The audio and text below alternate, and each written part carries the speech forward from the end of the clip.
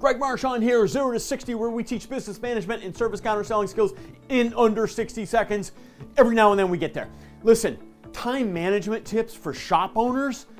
Here's the thing.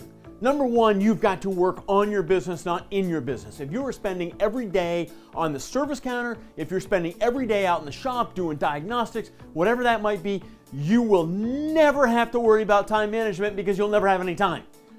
You have to be able to get away from the counter, get away from the shop, get in your office. Your number one job is ensuring car count, all right? So how do you manage your time around something like that?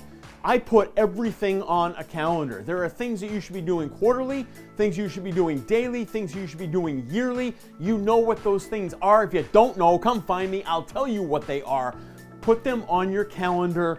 Use your calendar as your task list. Task lists, I don't know, if they work for you, they work for you. But here's the thing, task lists never, ever, ever end. Eventually you can fill your calendar with enough things that you need to do every day, week, month, quarter, and year that you will not have a day that goes by where you don't have something to do.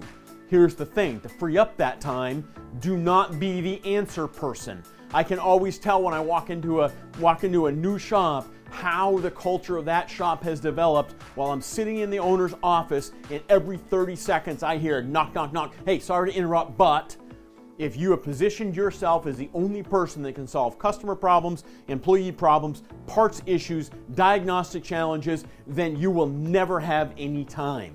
So position yourself to help others work you out of a job, right? Ask them, how do you think we should handle this? What would you do if you were me? What would you say if you were me? If you do that alone, and then you set the important tasks on your calendar with a reminder, you will have time to worry about time management, and you will be working on your business and not in your business. More tips to follow. Keep up the great work.